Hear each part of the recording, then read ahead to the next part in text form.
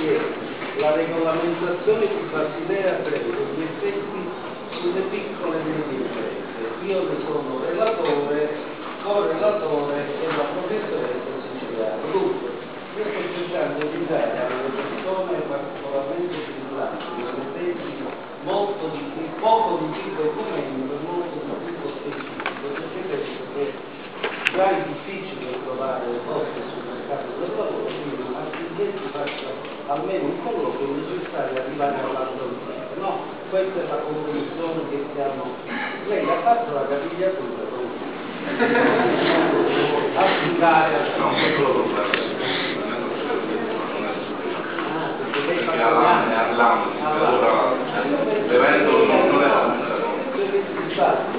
io apprezzo l'eterogeneità,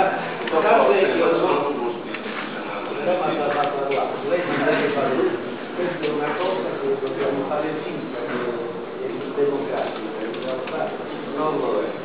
Allora, io invece sono contento che la sua tesi, come dire, che tutta nelle citazioni iniziali, perché lei cita John Maynard Keynes, Bukowski, che mi piace ma non è il mio corso preferito, e è una certa latitudine di pensiero, manca solo Venditti, che gli amori non finiscono, fanno dei giri immensi e poi ma diciamo la tesi invece è molto analitica, con un problema di questo tipo.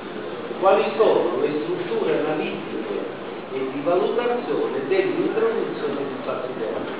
Che problemi comporterà per le banche, quali saranno vantaggi e svantaggi? Devo dire che a parte, come dire, la felicità della citazione di Pastorossi, che forse quando manderà al mercato del lavoro io vedrei perché l'approvo, però non sono sicuro che tutti i manager lo facciano, perché poi a Bukowski piace a tutti, ma completamente bisogna dire che è uno scocaccione. Quindi io sono molto contento della sua tesi, che arriva fino alla valutazione di alcuni coefficienti statistici, e la persona più indicata a darci un giudizio è la professoressa. Io ho pensato la tesi referente con Keynes della macroeconomia, quindi magari allora, sicuramente un lavoro molto sistematizzato, è chiaro alla luce di quelli che sono le attività del 2003, che magari sarà anche un po' contento della discussione, il candidato illustrare qual è l'impatto sul piccolo e medie imprese, che chiaramente soffrono del problema di accedere a fondi di finanziamento, perché le banche devono necessariamente fare tutto. Quindi il lavoro io ho apprezzato sia nella parte istruttiva anche concreto sulla sostanziale buona bibliografia, sono veramente competenti, questo si sta, insomma, nel resto anche il profilo culturale dimostra che il candidato ha strumentazioni adeguate. Grazie. Allora, la professoressa pone questo proposito tra Veniti ci dice: lavorando sulle piccole e medie imprese sembrerebbe che la letteratura parli di un fenomeno tra rafforzamento e irrobustimento della patrimonio. Se non vi sedete sospendo le sedute di lavoro. No, lei sono suoi amici, lei a quella che si dice una responsabilità per l'inflazione. Allora, il trade-off è tra irrobustimento patrimoniale e capacità di ci discuta questo trade-off.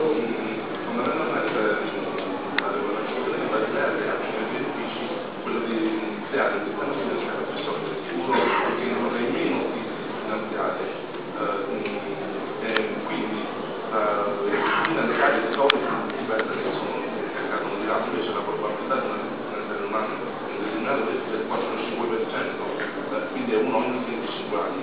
I maggiori liquidità comunali tendono a diminuire questa probabilità, non solo a diminuire questa probabilità. Fondamentalmente anche se tipo uniscono anche l'attività dal suo stile di lungo periodo, anche se è minima, c'è un impatto minimo, solo stabilizzare il rendimento. Sì, diciamo che viene trovata la deviazione standard dal percorso di base dell'acqua. Diciamo che